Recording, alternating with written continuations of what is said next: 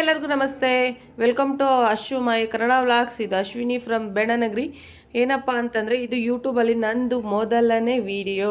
ಯಾರಾದರೂ ನೋಡ್ತಾ ಇದ್ದರೆ ಪ್ಲೀಸ್ ಸಬ್ಸ್ಕ್ರೈಬ್ ಮಾಡೋ ಮುಖಾಂತರ ನನಗೆ ಸಪೋರ್ಟ್ ಮಾಡಿ. ಯಾಕಂದರೆ ಇದು ನಂದು ಮೊದಲನೇ ವಿಡಿಯೋ. ಏನಪ್ಪ ಅಂತಂದರೆ ನಾವು ಕನ್ನಡಿಗರಾಗಿರೋದ್ರಿಂದ ನಮಗೆ ಹೊಸ ವರ್ಷ ಅಂದ್ರೇ ಯುಗಾದಿಯಿಂದನೇ ನಮ್ಮದು ಹೊಸ ವರ್ಷ ಸ್ಟಾರ್ಟ್ ಆಗೋದು. ಇದು ಸೆಲೆಬ್ರೇಷನ್ ಯಾರಿಗೋಸ್ಕರ ಅಂದರೆ ನನ್ನ ಮಗನಿಗೋಸ್ಕರ. ಅವನು ತುಂಬ ಅಂದರೆ ತುಂಬಾ ಕ್ಯೂರಿಯಾಸಿಟಿ, ಅಮ್ಮ ನಾವು ಕೇಕ್ ತಂದು ಕಟ್ ಮಾಡೋಣ ಅಂತೇಳಿ. ಸೊ ಹಂಗಾಗಿ ಅಪ್ಪಾಜಿ ಅಮ್ಮನ ಹತ್ರನೇ ದೀಪ ಹಚ್ಚಿಸ್ ಮುಖಾಂತರ ಒಂದು ಗುಡ್ ವೈಬ್ರೇಷನ್ ಇರಲಿ, ಗುಡ್ ವೈಬ್ಸ್ ಇರಲಿ ಅನ್ನೋ ರೀಸನ್ಗೆ ದೀಪ ಹಚ್ಚಿ ಸೆಲೆಬ್ರೇಷನ್ ಮಾಡಿ ನ್ಯೂ ಇಯರ್ ವೆಲ್ಕಮ್ ಮಾಡ್ಕೊಂಡಿದ್ದಾಯಿತು. ನೆಕ್ಸ್ಟು ಮನೆ ಮುಂದೆ ಒಂದು ಪುಟಾಣಿ ರಂಗೋಲಿ ಹಾಕಿ ಮನೇಲೆಲ್ಲ ಪೂಜೆ ಎಲ್ಲ ಮಾಡ್ಕೊಂಡ್ವಿ. ಏನಪ್ಪ ಅಂತಂದರೆ ರಂಗೋಲಿಲೇ ಒಂದು ಸ್ಪೆಲ್ಲಿಂಗ್ನ ನಾನೇ ಮಿಸ್ಟೇಕ್ ಮಾಡಿಬಿಟ್ಟಿದ್ದೀನಿ. ಯಾವಾಗ ನೋಡ್ಕೊಂಡೆ ಅಂದರೆ ಈಗ ಎಡಿಟ್ ಮಾಡ್ಬೇಕಾದ್ರೆ ನೋಡಿದ್ದೀನಿ ನಾನು, ಏನು ಮಿಸ್ಟೇಕ್ ಆಗೈತಲ್ಲ ಅಂತೇಳಿ. ಆಮೇಲೆ ಗೊತ್ತಾಯಿತು HAPPY ಬರೀಬಿಟ್ಲು, HPPY ಅಂತೇಳಿ ಬರೆದ್ಬಿಟ್ಟಿದ್ದೀನಿ ಅಂತ. ನ್ಯೂ ಇಯರ್ ಆಗಿರೋದ್ರಿಂದ ಅಪ್ಪಾಜಿ ದೇವರಿಗೆ ತುಂಬ ಚೆನ್ನಾಗಿ ಹೂವಿನ ಅಲಂಕಾರ ಎಲ್ಲ ಮಾಡಿ ತುಂಬ ಚೆನ್ನಾಗಿ ಪೂಜೆ ಎಲ್ಲ ಮಾಡಿದರು. ನೆಕ್ಸ್ಟು ನಾನು ಫ್ರೆಶ್ ಅಪ್ ಆಗಿಬಿಟ್ಟು ಬಾಟಲ್ ಗ್ರೀನ್ ಸ್ಯಾರಿ ವೇರ್ ಮಾಡಿಕೊಂಡು ಇನ್ನೇನು ಬಾಸು ನಾನು ಪಾಪು ಗಣಪತಿ ದೇವಸ್ಥಾನಕ್ಕೆ ಹೋಗೋಣ ಅಂತೇಳಿ ಹೊರಟಿದ್ವಿ.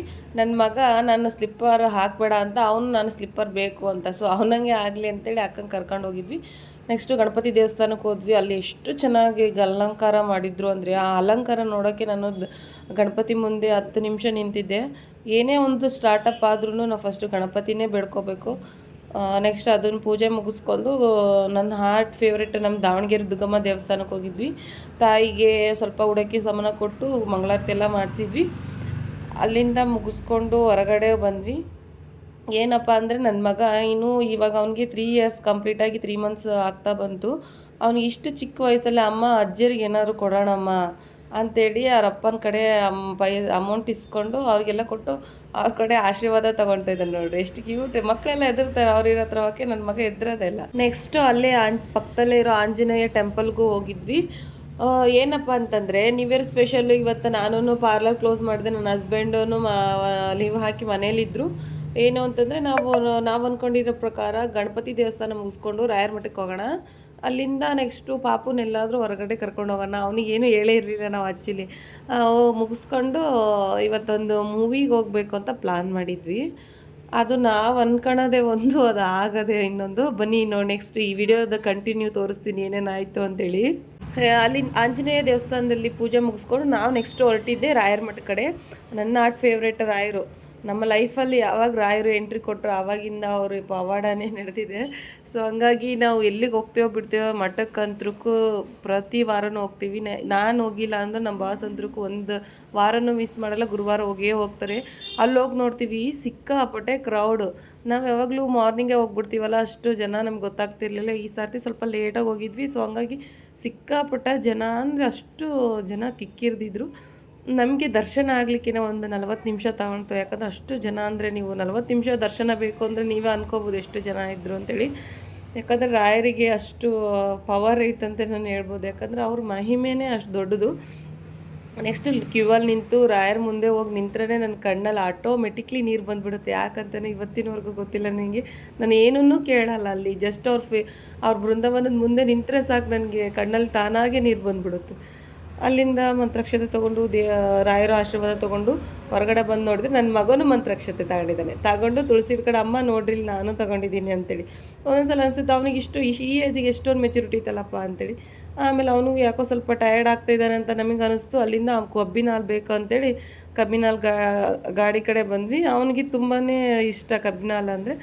ನಾವು ಕುಡಿದು ಅವನಿಗೂ ಒಂದು ಸ್ವಲ್ಪ ಕುಡಿದು ಒಂದು 10 ನಿಮಿಷ ಅಲ್ಲೇ ನಿಂತೀವಿ. ಯಾಕೆ ಸಿಕ್ಕಾಪಟ್ಟೆ ಬಿಸಿಲು ಅಂದರೆ ಬಿಸಿಲಿತ್ತು. ಅಲ್ಲಿಂದ ನಾವು ಹೊರಟಿದ್ದೆ ನೆಕ್ಸ್ಟ್ ಹೋಟೆಲ್ಗೆ. ಯಾಕಂದರೆ ಬೆಳಗಿಂದ ಏನೂ ತಿಂದೇ ಇರಲಿಲ್ಲ. ಸೊ ಹಂಗಾಗಿ ತುಂಬಾ ಅಂದರೆ ತುಂಬ ಹಶ್ವಾಗ್ತಿತ್ತು ಅಂತೇಳಿ ಅಲ್ಲೇ ಹೋಟೆಲ್ಗೆ ಹೋಗಿ ತಟ್ಟೆ ಇಡ್ಲಿ ಮತ್ತು ಅದು ಪಲಾವ್ ಅಂತ ಟಿಫನ್ ತೊಗೊಂಡ್ವಿ. ನೆಕ್ಸ್ಟು ಟಿಫನ್ ಮುಗಿಸ್ಕೊಂಡು ಮನೆ ಕಡೆ ಹೊರಟು ಒಂದು ಸ್ವಲ್ಪ ರೆಸ್ಟ್ ಮಾಡಿದ್ವಿ. ಅಷ್ಟೊತ್ತಿಗೆ ಇನ್ನೇನು ಅಲ್ಲ ಈವ್ನಿಂಗ್ ಆಗೋಕ್ಕೆ ಬಂತು. ಕ್ಲೈಂಟ್ಸ್ ಕಾಲ್ ಮಾಡೋಕ್ಕಾದ್ರೂ ಸ್ವಲ್ಪ ಅರ್ಜೆಂಟ್ ಸರ್ವಿಸ್ ಇತ್ತು, ಬನ್ನಿ ಮೇಡಮ್ ಪಾರ್ಲರ್ಗೆ ಅಂತೇಳಿ. ಮತ್ತು ಇನ್ನೂ ನಾವು ಅಂದ್ಕೊಂಡಿದ್ದೇನೋ ಆಗಲಿಲ್ವಲ್ಲ. ಸೊ ಹಂಗಾಗಿ ಅಲ್ಲಾದರೂ ಹೋಗಿ ಕ್ಲೈಂಟ್ಸ್ ಅಟೆಂಡ್ ಮಾಡೋಣ ಅಂತೇಳಿ ಪಾರ್ಲರ್ಗೆ ಬಂದೆ. ಒಂದಿಬ್ಬರದ್ದು ಸರ್ವಿಸ್ ಇತ್ತು, ಬಟ್ ಅವ್ರ ವೀಡಿಯೋ ಕ್ಲಿಪ್ ತಗೊಳಕ್ಕಾಗಲಿಲ್ಲ. ಸರ್ವಿಸ್ ಮುಗಿಸ್ಕೊಂಡು ನಾವು ನೆಕ್ಸ್ಟ್ ಹೊರಟಿದ್ದೆ. ಪಾರ್ಲರ್ ಪಕ್ಕದಲ್ಲೇ ಒಂದು ಎಕ್ಸ್ ಮಷಿನ್ ಹಾಕಿದ್ರು. ಸೊ ಇನ್ನೇನು ಟೈಮ್ ಇತ್ತಲ್ಲ ಸ್ವಲ್ಪ ನೋಡ್ಕೊಂಡು ಹೋಗೋಣ ಅಂತೇಳಿ ನಾನು ಬಾಸ್ ಬಂದಿದ್ವಿ. ತುಂಬ ಒಳ್ಳೊಳ್ಳೆ ಕಲೆಕ್ಷನ್ ರಿಟರ್ನ್ ಹಾಕಿದ್ರು. ಬಟ್ ಸ್ವಲ್ಪ ಕಾಸ್ಟ್ಲಿ ಇತ್ತು. ನೆಕ್ಸ್ಟ್ ವೀಡಿಯೋದಲ್ಲಿ ತೋರಿಸ್ತೀನಿ ನಾನು ಏನೇನು ತೊಗೊಂಡು ಬಂದೆ ಅಂತೇಳಿ. ಹಂಗೆ ಪಾಪುಗೂ ಒಂದು ಸ್ವಲ್ಪ ಹೊತ್ತು ಅಲ್ಲಿ ಎಕ್ಸಿಬಿಷನಲ್ಲೆಲ್ಲ ಗೇಮ್ಸ್ ಇದ್ವು. ಅಟ್ಲೀಸ್ಟ್ ನಾವು ಅಂದ್ಕೊಂಡದಂತೂ ಆಗಲಿಲ್ಲ. ಅಟ್ಲೀಸ್ಟ್ ಅವ್ನ ಖುಷಿಗಾದ್ರೂ ಅವನಾದ್ರೂ ಗೇಮ್ಸ್ ಆಡ್ಸೋಣ ಅಂತೇಳಿ ಗೇಮ್ಸ್ ಎಲ್ಲ ಆಡಿಸ್ಕೊಂಡು ಕರ್ಕೊಂಡು ಬಂದ್ವಿ. ಏನು ಅಂತಂದರೆ ಹೆಣ್ಮಕ್ಳು ನಮಗೆಲ್ಲ ಶಾಪಿಂಗ್ ಅಂತ ಹೊರಡು ಕೇಳಿದ್ರೇ ಸಖತ್ ಖುಷಿ ಆಗ್ಬಿಡುತ್ತಲ್ವ. ಸೊ ಹಂಗಾಗಿ ನಾನು ಅಲ್ಲಿ ಒಂದೆರಡು ಸ್ಲಿಪ್ಪರ್ಸು, ಇಯರಿಂಗ್ಸ್ ಅದೆಲ್ಲ ತೊಗೊಂಡೆ. ನಮ್ಮ ಬಾಸ್ ಅದನ್ನು ತಗೋ ಇದನ್ನು ತಗೋನು. ಬಟ್ ನಾವು ನಂದೊಂದು ಏನಪ್ಪ ಅಂದರೆ ಕಂಡಿದ್ದೆಲ್ಲ ತಗೊಳಲ್ಲ.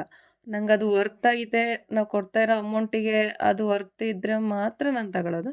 ಇಲ್ಲಾಂದರೆ ನಾನು ತಗೊಳಕ್ಕೆ ಹೋಗಲ್ಲ, ಸುಮ್ಮನೆ ಇದ್ಬಿಡ್ತೀನಿ. ಬಟ್ ಇಲ್ಲಿ ನೋಡಿ ಲೈಟಿಂಗ್ಸ್ ಆಗಿರ್ಬೋದು, ಇಲ್ಲೆಲ್ಲ ತುಂಬ ಒಳ್ಳೆ ಕಲೆಕ್ಷನ್ಸ್ ಇದು. ಇದೆಲ್ಲ ಪರ್ಸಸ್ಸು, ಆಮೇಲೆ ಬ್ಯಾಗ್ಸು, ಇವೆಲ್ಲ ಫಂಕ್ಷನ್ಗೆಲ್ಲ ತುಂಬ ಚೆನ್ನಾಗಿ ಕಾಣಿಸುತ್ತೆ. ನಮ್ಮ ಬಾಸ್ ನೋಡಿ ಇಲ್ಲಿ ಹೆಂಗೆ ಕಾಮಿಡಿ ಮಾಡ್ತಿದ್ದಾರೆ, ತಗೋ ನೀನು ಇದನ್ನ ಅಂತೇಳಿ. ಇಲ್ಲಪ್ಪ ನನಗೆ ಬೇಡ ಅಂತೇಳಿ ನಾನು. ಸೊ ಹಂಗಾಗಿ ಮುಗಿಸ್ಕೊಂಡು ಮನೆ ಕಡೆ ಹೊರಟ್ವಿ.